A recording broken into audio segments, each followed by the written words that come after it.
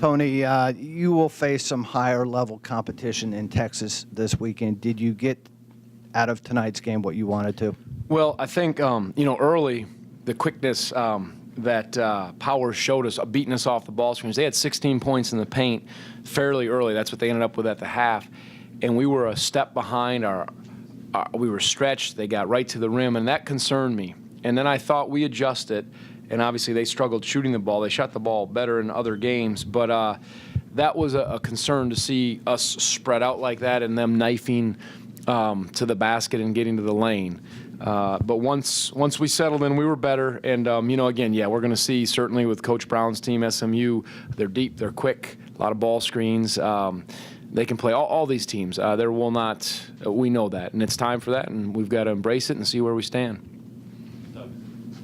Talk about Joe's shooting. Yeah, he was certainly it's good to see he didn't miss because he missed his one free throw, but he was, had a great rhythm and was letting it fly. Looked a little different, and some of those were a little bit contested too, but he moved hard without the ball, and seems like he's getting his timing back. Doesn't mean he's going to do that every game, but that was nice to see. And I thought he, obviously he hit the threes, but I thought he did some other things well, and I was happy to see that. Yep. Real early. Was that rest him for the weekend? Yeah, I mean, there was, he was fine. We play Friday, Saturday. We got a lot of games coming up here, and I think when those opportunities present themselves, there's an accumulation factor, and if you can be wise with it, he looked like he was in a rhythm. He had good minutes, so I thought it was time.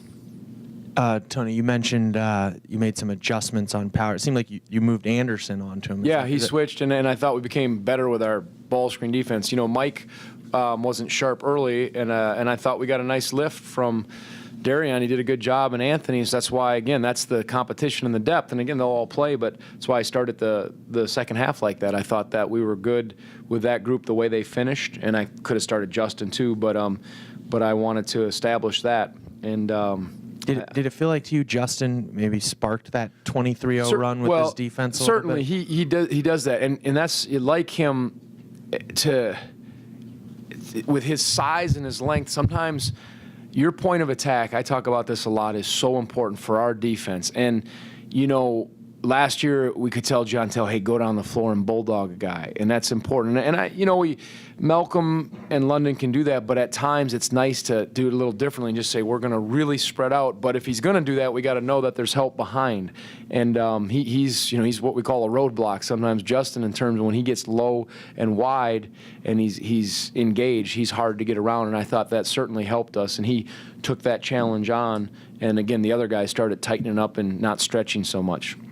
Tony, how much of an adjustment is it for Joe not to be such the focal point of the offense maybe as he was last year and to kind of incorporate other guys? Yeah, well, I think it'll help him in the long run. I mean, we have to be balanced to be good. We have to be able to go inside out. We have to have other guys touching the paint, moving the ball, and have some threats. Obviously 8 of 12 from 3.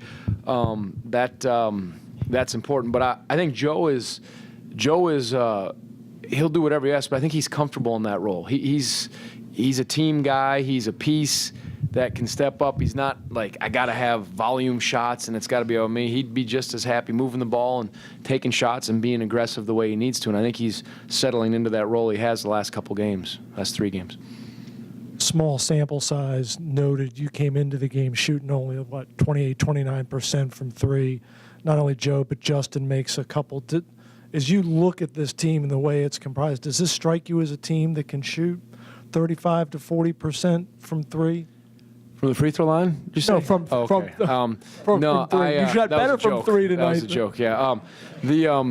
I think, I don't think we're a lights-out shooting team if we're sharing the ball, and it happened last game when it rotates, it touches the paint and moves, and guys are set for the most part. Then I think we take good shots. I think we can be solid. I don't know if we can't live and die by the 3. If we're shooting, 25, 30 threes a game, and we think that's not our ticket. So I think as long as they're good shots, and it's good to see that guys are capable, I'll take that. To say, when we go against better defenses, we'll find out, and that's not a knock on Hampton. I'm just saying when people are a little longer, a little bigger, and that'll be a challenge for us. And certainly we were better at the line. Some of the the end of the game hurt our turnovers and our free throw percentage. But we just got to keep shooting them and keep getting good shots.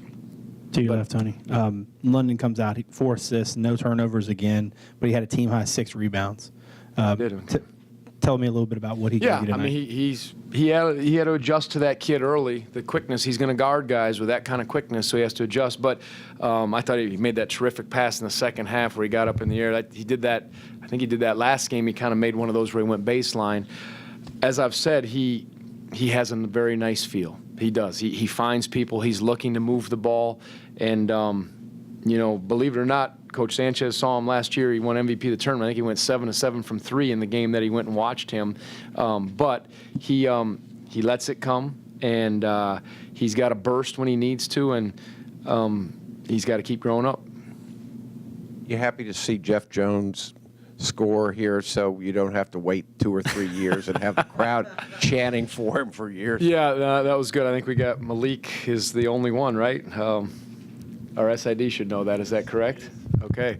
Shoot a lot of those lefty bankers like that. Jeff? Yeah, that's the old drop step power with the left. Cade, two left-handed buckets, but I know that's good to see that. And that's valuable time, and I kind of challenged Thomas. He got his buckets, and he decided to throw a few to the other team tonight. I'm going to give him the business about that. But it's always good for those guys. They work hard, and they're such servants in practice. So to be able to reward them, and then we challenged them. We said, try to keep them under, see me go out there and keep them under 40, and they didn't do that. But they tried.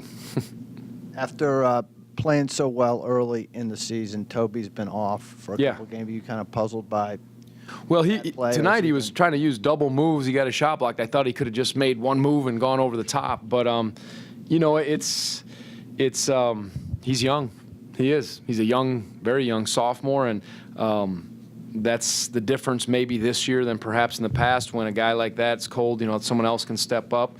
And again, I thought Darian gave us a nice lift and was active defensively. So, Mike will certainly learn from it. And I always try to tell him, don't let your offense affect your defense. I think that's something of a process that needs to happen for a lot of young players. Is with they define themselves as a scorer. When something's off, they got to impact the game with rebounding, screening, and being solid defensively. And he'll be fine. Tony, you mentioned Darian and his role. He mentioned to me preseason that there was a time in the offseason where he worried about his role on this team. Have you been happy with the way he sort of seems to have embraced everything this year so far? No, he's been good. We have, if you look at all 4 of our interior players or forwards, front court, whatever you want to say, they're all a little different. Darian possesses when Darian's locked in, he because he has some touch around the basket. I mean, he actually does. He's pretty complete, and I think if he just keeps working, he can have hopefully a real nice year this year, and then next year have a really good senior year, and that's. But I think he gives us that lift, and again, we can play he and Akil, we can mix it up, but I've been happy with him so far, and but a lot of high-level players we're going to be going against, and we'll need them all. Thanks, Tony. You're welcome.